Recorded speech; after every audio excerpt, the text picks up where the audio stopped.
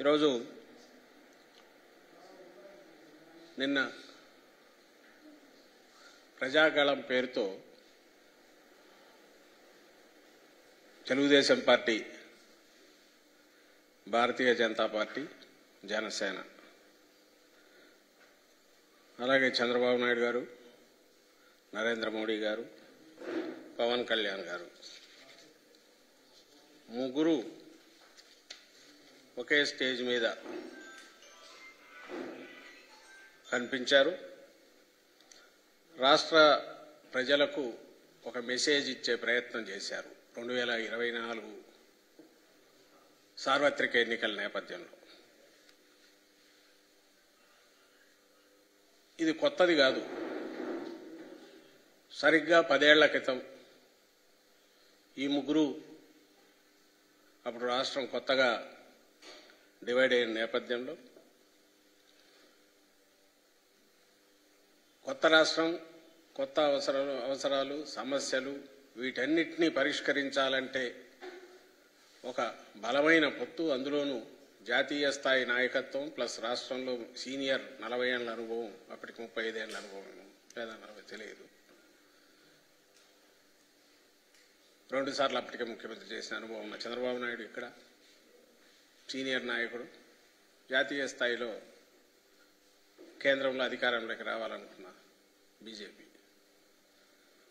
మేము దీనికి సరైన సొల్యూషన్ చూపుతామంటూ వీళ్ళకు తోడుగా పవన్ కళ్యాణ్ను పెట్టుకొని ప్రత్యక్షమైనది. ముగ్గురు కలిసి తిరుపతిలో సభలో ఆ రోజు మాట్లాడినది, లేదా అప్పుడు జరిగిన ఆ సభ, ఇవన్నీ గుర్తుకొస్తాయి ఎవరికైనా. సరిగ్గా 10 ఏళ్ళు, 10 ఏళ్ల తర్వాత అదే నాటకం. ఏమంటే నాటకంలో తేడా, ఆ రోజు బహుశా కొత్త పెళ్లి కాబట్టి ఊపు మీద ఉన్నట్టున్నారు. ఈసారి కొంచెమే వెళ్ళే, మొత్తం డీలాగా కేవలం ప్రజలను మోసగించడానికి లేదా మోసగిస్తున్నామనే స్పృహ ఉండే మొహంలో కనపడే ఇది కానీ, ఒక గిల్ట్ కానీ, అలాంటివి ఏదో ఛాయామతంగా కనపడినట్టుంది. ఈ సభలోకి వచ్చేసరికి ఆ రోజు ఉన్నంత ఉత్సాహం లేదు, ఆ ఊపు లేదు, ఉండే అవకాశము లేదు. నాటకమని ఎందుకన్నామంటే, పొత్తులు పెట్టుకోవడం కొత్త కాదు. సరే, ఎన్నికల్లో పెట్టుకుంటుంటారు. చంద్రబాబు నాయుడుకి అయితే అసలు కొత్త కాదు. ఆయన పెట్టుకోకుండా ఎప్పుడు రాడు. పెట్టుకున్నా కూడా ఫెయిల్ అయిన సందర్భాలు ఉన్నాయి. పెట్టుకోకపోతే అసలు ఊసులో లేకుండా పోయిన సందర్భాలు ఉన్నాయి. మొత్తం ఎక్కువ అవే ఉన్నాయి. కానీ ఊతకర్రల సాయంతో ఎడవర అధికారంలోకి రావడము, వాళ్లను మార్చుకుంటూ ప్రతిసారి ఆ ఊతకర్రలను మార్చుకోవడము, ఇది ఆయనకు అలవాటు.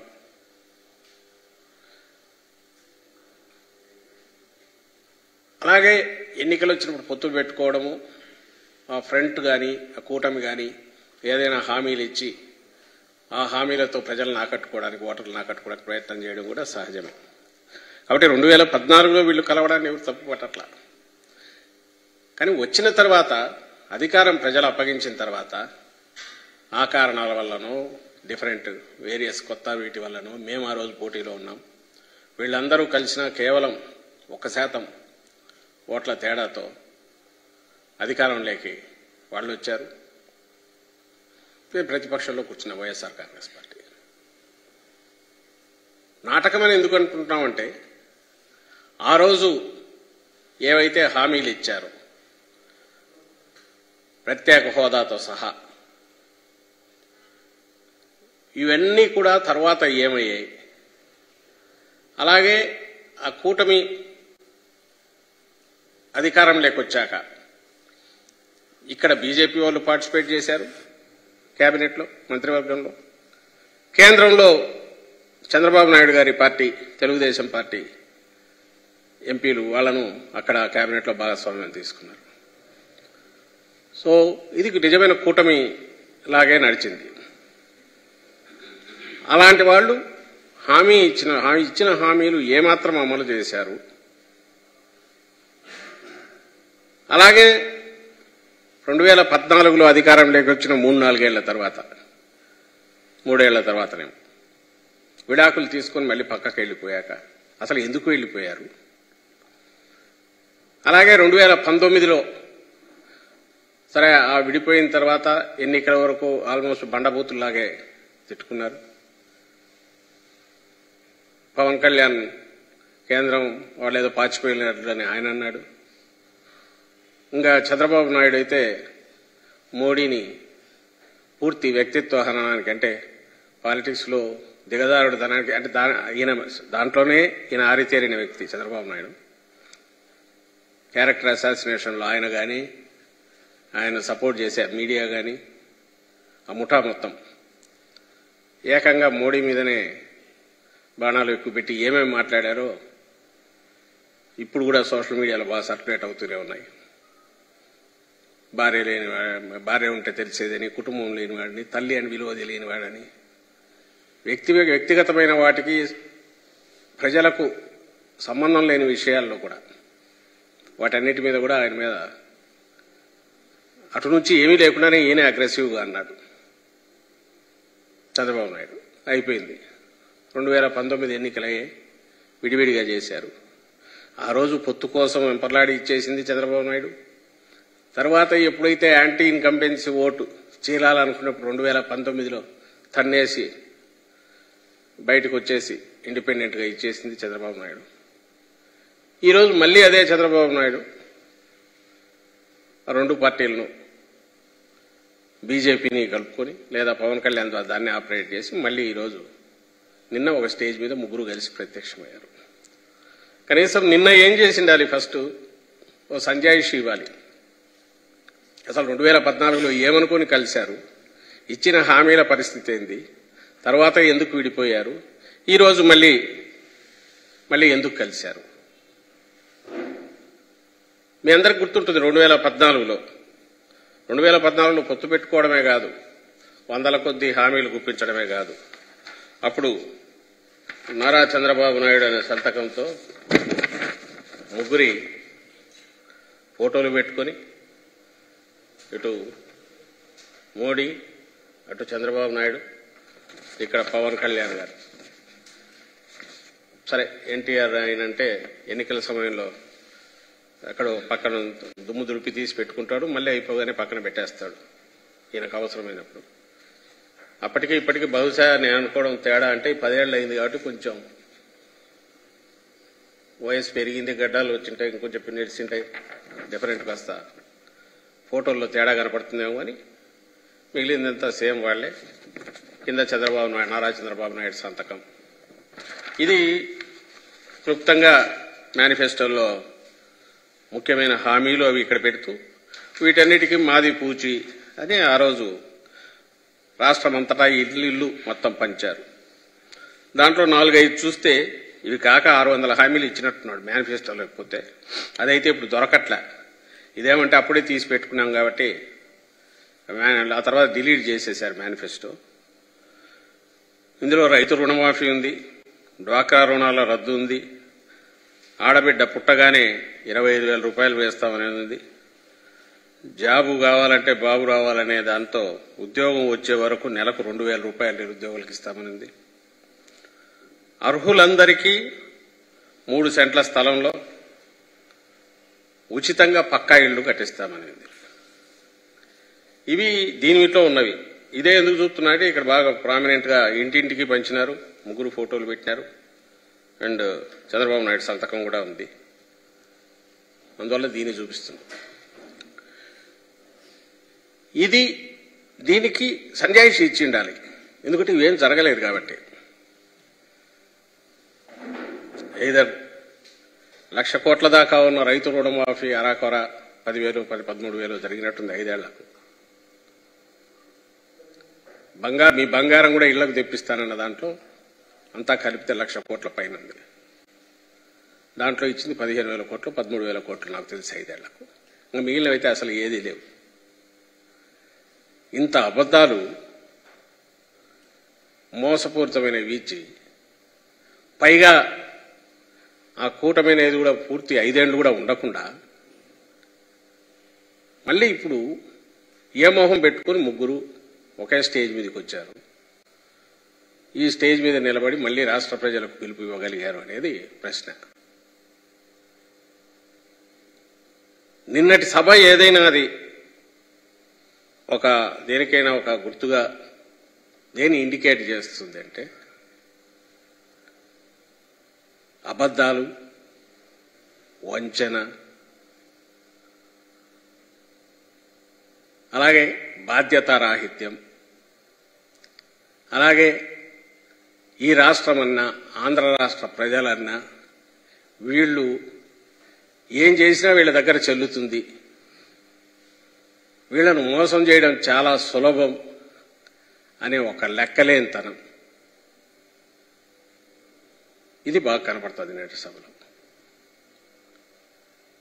నిజంగానే మామూలు మనమైనా ఎవరోనైనా ఇది మనకు ప్రామిస్ చేసి ఆ తర్వాత చేయలేకపోతే నెక్స్ట్ కనపడి మళ్ళీ ఏదన్నా అడగాలనుకున్నప్పుడు ఆ రోజు చేసినప్పుడు చేయలేదు కదా అని అడుగుతాం. మరి రాష్ట్ర ప్రజలు అడగరనుకున్నారా, గుర్తు ఉండదనుకున్నారా, మర్చిపోయి ఉంటారనుకున్నారా? అంటే అందుకే ఇది లెక్కలేనితనం అని అనిపిస్తుంది. మనం ఏం చెప్పినా చెల్లుతుంది. ఎప్పుడైతే ఇది చెప్పలేకపోయారో, లేదు ఇప్పుడు ఏం చేస్తామనో చెప్తే నమ్మరను కేవలం జగన్మోహన్ రెడ్డి గారి మీద దుమ్మెత్తిపోయడం, నోటికొచ్చినట్టు ఆయన తిట్టడం. నిన్న మీరు గమనిస్తే రాష్ట్ర ప్రజలందరూ చూసి ఉంటారు, చంద్రబాబు నాయుడు కానీ పవన్ కళ్యాణ్ కానీ ఒక రాజకీయ పార్టీ అధ్యక్షులుగానో లేక ఒక రాజకీయ పార్టీ నేతలుగానో ఒక రాష్ట్రం పట్ల వాళ్ళకి ఏదైనా బాధ్యత ఉందనుకుంటే అది ఎన్నికలకు ముందు తిట్టతో మొదలుపెట్టి తిట్టతో ముగిస్తారా? లేక మేము ఏంటి చెప్పుకునో, లేదంటే మేము చేయాలనుకుంటున్నాం, లేదా ఇక్కడ వీళ్ళు చేయలేకపోయారు సో మేము వాళ్ళకంటే బెటర్గా మీకు ఇచ్చేస్తామని ప్రజలకు నచ్చజెప్పాలనే ప్రయత్నం చేస్తారా? అందులోనూ నిన్న 3 పార్టీలు కలిసి పెద్ద ఎత్తున మీటింగ్ పెట్టాలనుకొని అది ఫెయిల్ అయింది. That's a different issue. వాళ్ళు చెప్పిన దానికి అక్కడ జరిగిన దానికి అది డిఫరెంట్ ఇష్యూ. అక్కడికి వచ్చి మాట్లాడిన మాటలన్నీ కూడా ఎల్లో మీడియా అంటే ఈనాడు కానీ ఆంధ్రజ్యోతి కానీ లేదా వాళ్ళ ఛానల్స్లో కానీ బ్యానర్ హెడ్డింగ్లో టాప్ స్టోరీలో పేరుతో 5 ఏళ్ల పాటు అబద్ధాలు ఏదైతే వండి వారుస్తూ పెట్టారో అవన్నీ బట్టి వాటిని వల్లవేసినట్టుంది. ఆ లక్షణాలన్నీ ఏవైతే వాళ్లల్లో ఉన్నాయో, లేవైతే వాళ్ళ స్టోరీలు రాశారో ఆ పైత్యం అంతా కూడా అక్కడ కక్కేసినట్టుంది తప్ప జగన్మోహన్ రెడ్డి గారి మీద వాస్తవాన్ని అయితే అది ప్రతిబింబించదు. వాళ్ళ హాల్యూసినేషన్స్ లో వాళ్ళు కొట్టుకుంటున్నారు. ఇన్నాళ్ళు మేము అన్నాం కాబట్టి ఇది నిజం అనుకుంటున్నారు. మేము ఏదైతే అన్నామో, మేము నమ్ముతున్నామో, మేము చెప్పిందే నిజమని అనుకొని వాళ్ళంతటా వాళ్ళు చెప్పి ఆత్మతృప్తి పొందినట్టు కనపడుతుంది. ప్రజలు ఆలోచించారని ఎందుకు అనుకుంటారు? నాకు అర్థం కావట్లేదు. జనం ఆలోచించాలా. నిన్న అక్కడ సాక్షాత్తు ప్రధానమంత్రి వచ్చాడు. ఆయన ఏ పార్టీ వాడైనా ప్రధాని. ఆ సభ జరిగిన తీరేంది? అక్కడ ఒక ప్రహసనంలాగా మొత్తం గందరగోళంగా జరగడం ఏంది? ఆడలేక మధ్యలో ఓడని ఒకటి సామెత ఉంది. నువ్వు డ్యాన్స్ చేయలేక వాడు సరిగా మధ్యలో కొట్టలేదు, అది వాయించలేదు, వాద్యం సరిగా పనిచేయలేదు, దానివల్ల చేయలేకపోయినా అన్నట్టు. వాళ్ళ మైక్ సిస్టమ్స్ ఫెయిల్ అయితే ఆ కన్సోల్ ఎవడు తీసుకెళ్లి ఎవడు జనంలో పెట్టుకుంటారు. జనం అక్కడ ఎక్కినారు. దానికి కారణం ఏంటంటే పోలీసులు రాలేదని. ఏ పార్టీ దీనికైనా సరే పెద్ద ఎత్తున కార్యకర్తలు చేరిన చోట పోలీసులు ఒక స్టేజ్కి ఉంచిపోలేదు. మా పార్టీ అయినా సరే నచ్చజెప్పాలని చూస్తారు, ఇది చూస్తారు తప్ప ఏదో వచ్చి లాఠీలు పట్టుకుని కొట్టరు, తొయ్యరు.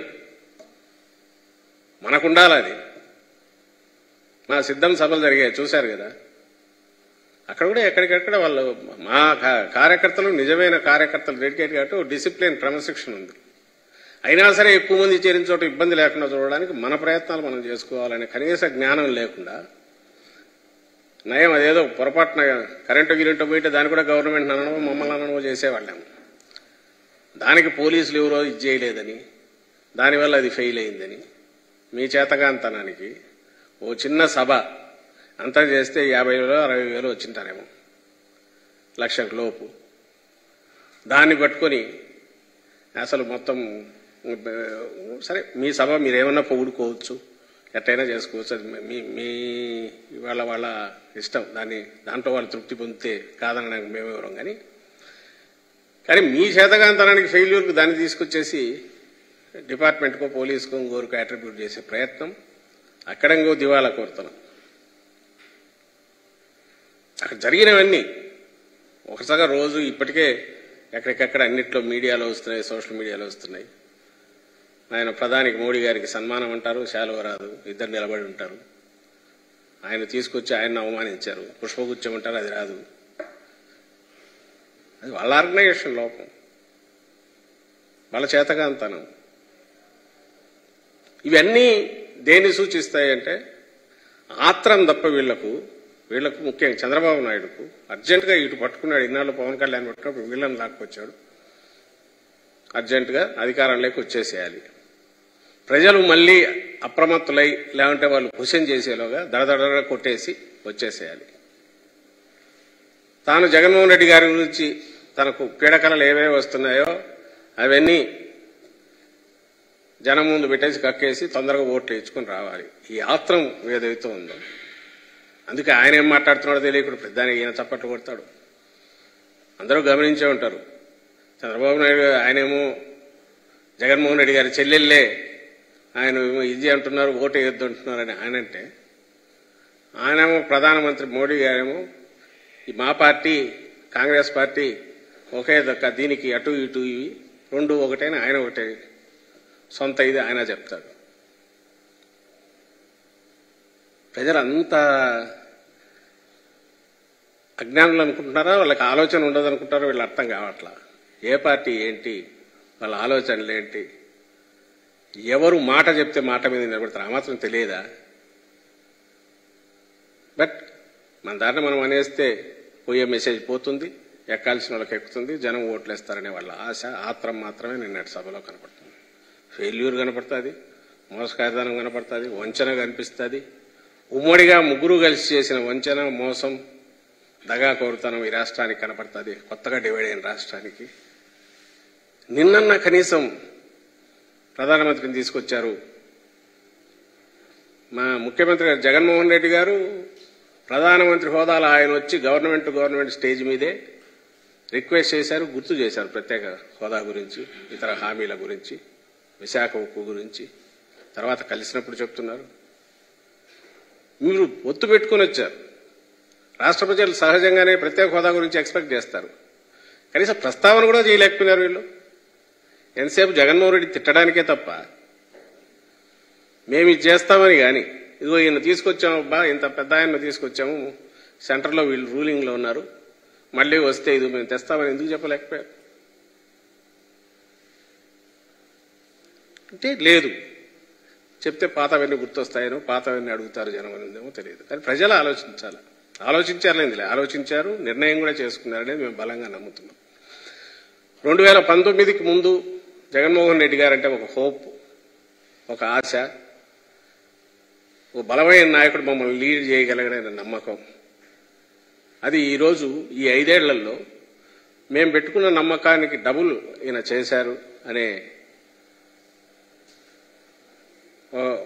బలమైన తృప్తి ఎన్నుకున్న ప్రజలకు, 151 స్థానాలు ఇచ్చినందుకు రాష్ట్ర ప్రజలకు ఈరోజు మిగిలింది. అది మేము ఎక్కడ వెళ్ళినా కానీ, పార్టీ కార్యక్రమాల్లో కానీ, ఇంకో దాంట్లో కానీ ఆ రెస్పాన్స్లో కనపడుతుంది. మీకు సిద్ధం సభల్లో కనపడిన ఉత్సాహం కానీ, రెస్పాన్స్ కూడా అక్కడి నుంచి వచ్చిందే.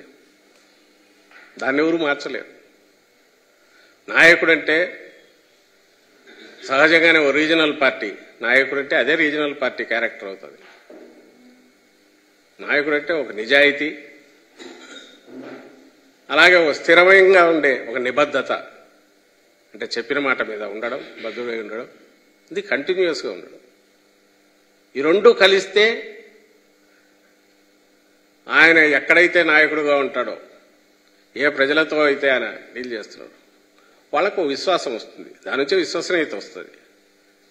ఈరోజు ఆ విశ్వసనీయత అనే దానికి పూర్తి ఒక వారంటీ అవసరం లేని గ్యారంటీ ఏదైనా ఉంది అంటే జగన్మోహన్ రెడ్డి గారు అనేది మనకి 5 ఏళ్లలో కనపడింది. చెప్పిన దానికంటే ఎక్కువ చేశారు. వీళ్ళు ఎన్ని చెప్పినా రాష్ట్రంలో 87% ప్రజలు 87% దాదాపు కుటుంబాలు ఏదో ఒక రూపంలో జగన్మోహన్ రెడ్డి గారు తీసుకున్న నిర్ణయం వల్ల లేదా ఆయన డైరెక్టర్ చేసిన దీనివల్ల బెనిఫిట్ అయ్యారు. ఆ బెనిఫిట్ తాత్కాలికమైంది కాదు, దాని ప్రభావం వల్ల వాళ్ళ జీవితాల్లో మంచి మార్పు వచ్చింది, వెలుగు వచ్చింది. ఎట్లా మర్చిపోతారో ఓన్ చేసుకుంటారు. ఈరోజు ఇది వాస్తవం కనపడుతున్నది. అయితే సెంటర్లో అధికారంలో ఉన్న పార్టీతో పొత్తు పెట్టుకొని తీసుకొచ్చిన నేపథ్యంలో మళ్లీ 2014లో ఏదైతే నాటకం వేసి భ్రమలో పెట్టాలని చూస్తున్నారో చేశారో ఆ రోజు చంద్రబాబు నాయుడు మళ్లీ ఆ ప్రయత్నం చేస్తాడు. ఈ ప్రయత్నంలో ఆయన మళ్లీ ఈసారి రెండోసారి మళ్లీ మోసం చేయొచ్చని ఏదైతే అనుకుంటున్నాడో దాన్ని తిప్పికొట్టాలంటే ప్రజలు అప్రమత్తంగా ఉండాలి. జగన్మోహన్ రెడ్డి గారి పాలన ఇటుపక్క 5 ఏళ్లు ఉంది. 14-19 మధ్య అబద్ధపు హామీలతో కూటమిగా వచ్చి ఆఖరికి వచ్చేసరికి ఒక పార్టీ తెలుగుదేశం పార్టీనే మిగిలిపోయిన ఆ పాలన అది ఉంది. వాళ్ళు ఉమ్మడిగా హామీలకు బద్దులైలేరు, దానికి సంజాయిషి ఇవ్వలేదు. చంద్రబాబు నాయుడు దాని గురించి అసలు పట్టించుకోలేదు, హామీలు తుంగలో తొక్కాడు, మోసం చేశారు. ఆ రోజు ఆ పాలన ఉంది. 19-24 మధ్య జగన్మోహన్ రెడ్డి గారి పాలనలో చెప్పినవి చేయడమే కాకుండా 99% చెప్పనివి కూడా దీనికి అనుసంధానంగా ఉండేటివి లేదా ఒక సస్టైనబుల్ సంక్షేమం నుంచి గ్రోత్ కానీ డెవలప్మెంట్ కానీ స్టేట్కు జరిగే రకంగా చేస్తూ వచ్చినవి ఇన్ఫ్రాస్ట్రక్చర్ కావచ్చు, ఇంకోటి కావచ్చు, కోర్ సెక్టర్స్ అన్నిటినీ డెవలప్ చేసినవి కావచ్చు, ఇవన్నీ కూడా తీసుకుంటే ఇవి మరో 5 ఏళ్ల పాటు కంటిన్యూస్గా ఉండాలన్నా ఈయననే నమ్ముకోవాలి, ఈయనే మా నాయకుడని ప్రజలు గట్టిగా అనుకున్నారు. కాబట్టి వీళ్ళు మోసం చేయడానికి మేము వచ్చినాము, మీరు సిద్ధమా అంటే మేము మోసపడడానికి మేము సిద్ధంగా లేమనేది రాష్ట్ర ప్రజలు చెప్పబోతున్నారు. ఇది వాస్తవం. Thank you.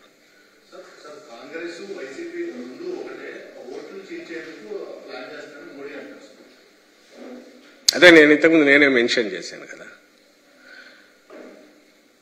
ఇప్పుడు అటువైపు నుంచి ఆ పార్టీ కాంగ్రెస్ పార్టీ రాష్ట్ర అధ్యక్షురాలుగా ఉన్న షర్మిల గారేమో అంతకుముందు మొన్న మీటింగ్లోనే మేము బీజేపీ మేమంతా ఒకటేని ఆమె అంటారు.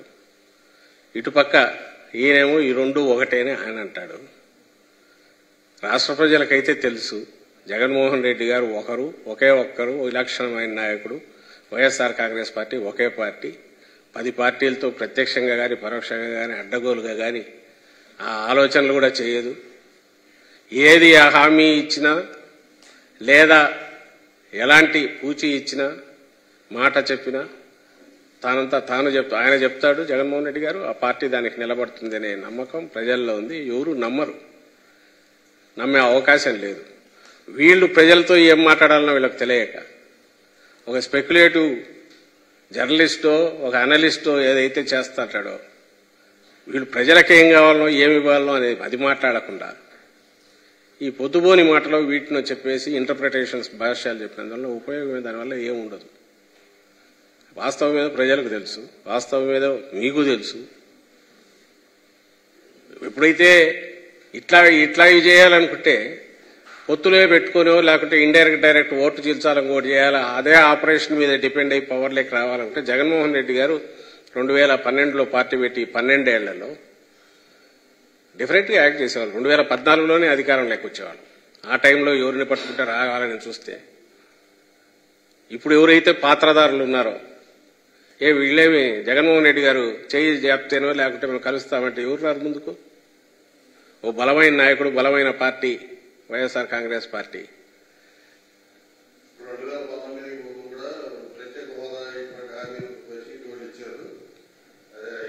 అధికారంలోకి వచ్చారు, తర్వాత హామీలు అమలు చేయలేదు. వైఎస్ఆర్ కాంగ్రెస్ పార్టీ సెంటర్లో రాలే అధికారంలోకి. వైఎస్ఆర్ కాంగ్రెస్ పార్టీ రాష్ట్రంలో వచ్చింది. ఈ పార్టీ మనకొచ్చిన ఎంపీల మీదనో మన దీని మీదనో అక్కడ డిపెండ్ అయి ఉన్నా లేదా ఆ కూటమిలో భాగస్వామి అయి ఉన్నా పూచి ఇచ్చిన తర్వాత ఇవ్వగలిగిన ప్రెజరో పెట్టగలిగిన ప్రెజరో ఎక్కువ ఉంటుంది. మనదే ఒక పార్టీ సెంటర్లో బలమైన అత్యధిక బలంతో వాళ్ళు వచ్చారు. అక్కడ ఎవరి దీని మీద డిపెండ్ కావాల్సిన అవసరం లేని స్థితిలో అక్కడ పార్టీ ఉంది. అలాంటప్పుడు వాళ్ళెందుకు చేస్తారు? అలాగని వదలలేదే, ఎప్పుడు గుర్తు చేస్తారు. అదే నేను అన్నది, మేము మర్చిపోలేదు. ఒక అధికారిక సభలో జరిగిన దగ్గర కూడా ప్రధానమంత్రి గారు వస్తే అక్కడ కూడా ముఖ్యమంత్రి గారు రైజ్ చేశారు. ఇది బలమైన ఆకాంక్ష ప్రజల్లో ఉంది, అత్యవసరం, అది కూడా ప్రజల్లో ఉంది. ఇది వస్తే తప్ప ఈ రాష్ట్రానికి ఒక పూర్తి పరిష్కారం, సమస్యలకు పరిష్కారం దొరకదు. అది ఏ రూపంలో అయినా కావాలనేది ఇప్పటికీ ప్రయత్నం చేస్తున్నాం. అది సిన్సియర్గానే ప్రయత్నం చేస్తాం. దానికి మించి ఇంకోటి ఏదో చేయడానికి ఇదేం పోరాటం కాదు, యుద్ధం కాదు కదా. ప్రెజర్ చేయగలగాలి. ప్రెజర్ చేయడానికి అవసరమైన బలం మనకు ఉండాలా. ఆ ప్రెజర్ గ్రూప్ మన మీద డిపెండ్ అవ్వాల్సిన అవసరం అక్కడ సెంటర్లో ఉంటే వస్తుంది. ఆ పరిస్థితి ఎప్పుడో ఒకసారి మేము ఆశిస్తున్నాం.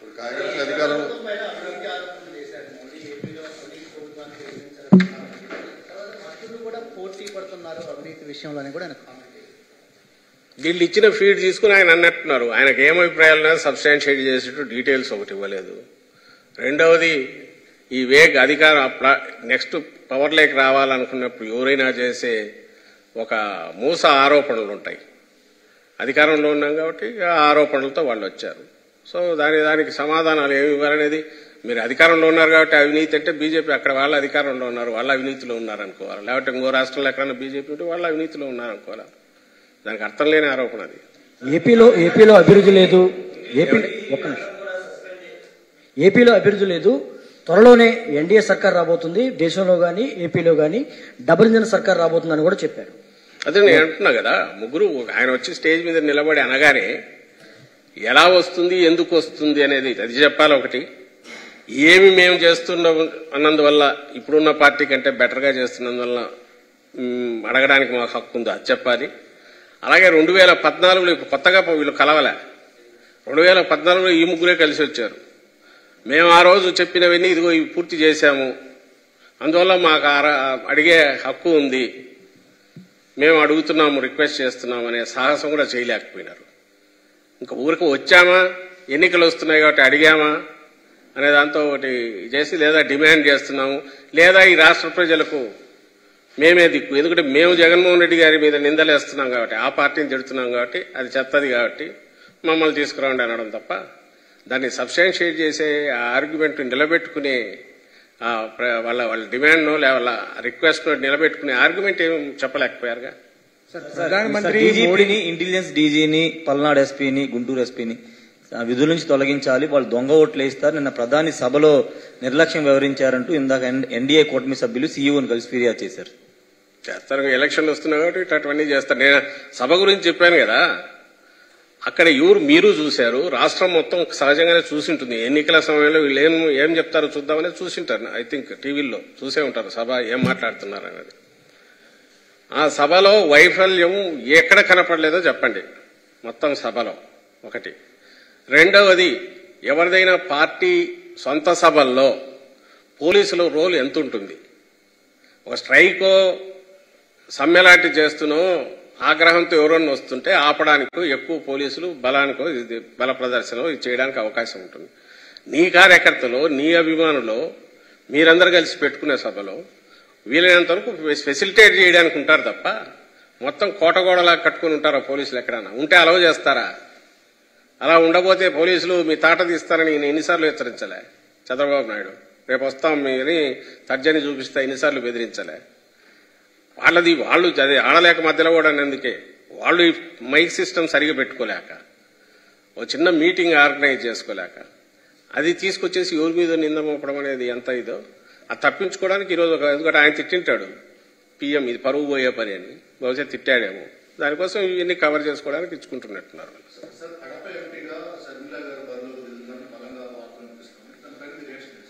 మంచిదే కదా. ఆమె ఒక రాజకీయ పార్టీ, రాష్ట్ర అధ్యక్షురాలు, ఎత్తిపోయిన రాజకీయ పార్టీ, దివాలా చేసిన రాజకీయ పార్టీ కాంగ్రెస్కు.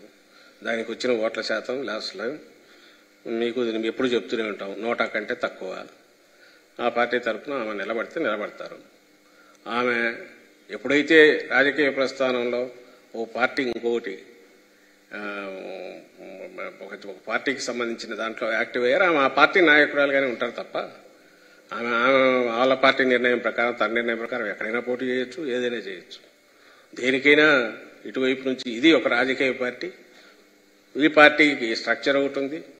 దీనికి మా అధ్యక్షుడు జగన్మోహన్ రెడ్డి గారు, అలాగే ఈ పార్టీ ప్రజలకు ఇచ్చిన హామీలు నిలబెట్టుకోవడంతో పాటు వాళ్ళ హోప్స్ తీర్చడంతో పాటు 5 ఏళ్లు పరిపాలన కూడా చేసిన పార్టీ.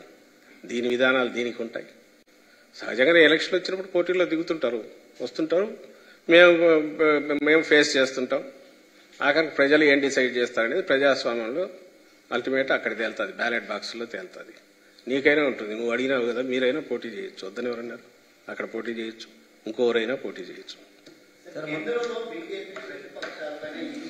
దాడులు చేస్తుందనేది పదే పదే ప్రతిపక్షాలు ఆరోపిస్తున్నటువంటి మాట సార్. ఇప్పుడు ఏపీలో ఎన్నికల నేపథ్యంలో ఏపీలో ఉన్నటువంటి అధికార పార్టీ పైన అలాంటి దాడులు జరుగుతాయని మాకు సంబంధించినంత వరకు ఇతర పార్టీలాగా ఏదో ఆరోపణలు చేయాలి కాబట్టి నోటుకు చోటు మాట్లాడడము, ఇర్రెస్పాన్సిబుల్ గా కామెంట్స్ చేయడము చేయము. ఎప్పుడు ఏది జరిగితే దాని గురించి అప్పుడు మాట్లాడతాం.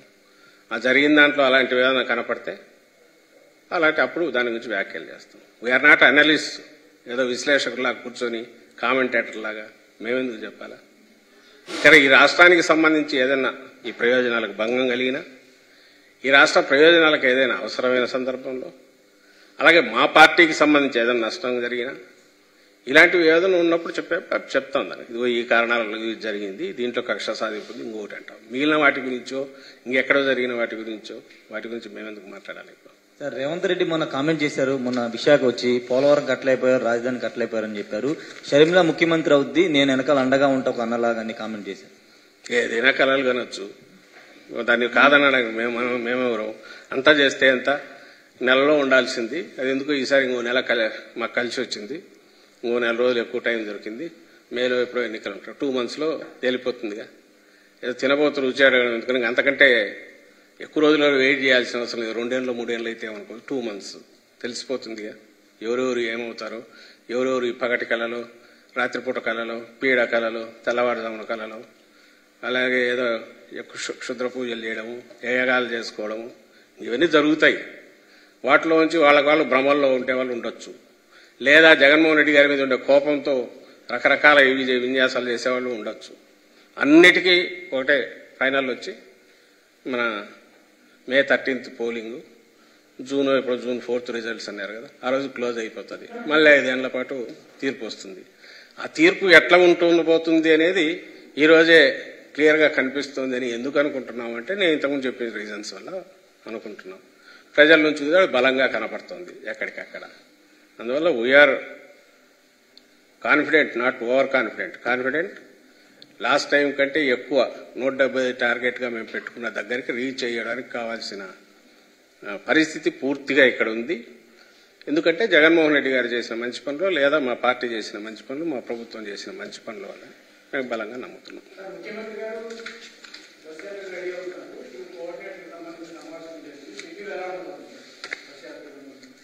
టెంటేటివ్లీ 27th అనుకుంటున్నాము. ఇప్పుడు మళ్ళీ అదనంగా టైం ఉంది కాబట్టి, ఇప్పుడు మామూలుగా అయితే ఫస్ట్ ఫేజ్ అయితే ఉండేది కాదు. అందువల్ల అక్కడి నుంచి నామినేషన్ల వరకు టెంటేటివ్లీ, నామినేషన్ల తర్వాత 1-2 రోజుల వరకు పూర్తిగా ఇక్కడ నుంచి ఇంకా ప్రజల్లో ఉండడం, బస్సు యాత్ర పెట్టుకుని ఉండడం, ప్రజల్లోనే మమేకం కావడం, ప్రజల్లోనే ఉండాలని నిర్ణయానికి వచ్చాం. అక్కడ ఎట్లెట్లుంటుంది దాని స్వరూపం, ఆ కార్యక్రమాలు, వాటికి సభలు, వాటి గురించి అనేది రేపు డీటెయిల్గా మీకు అందరికీ చెప్తాం. వస్తుంది చేసాం.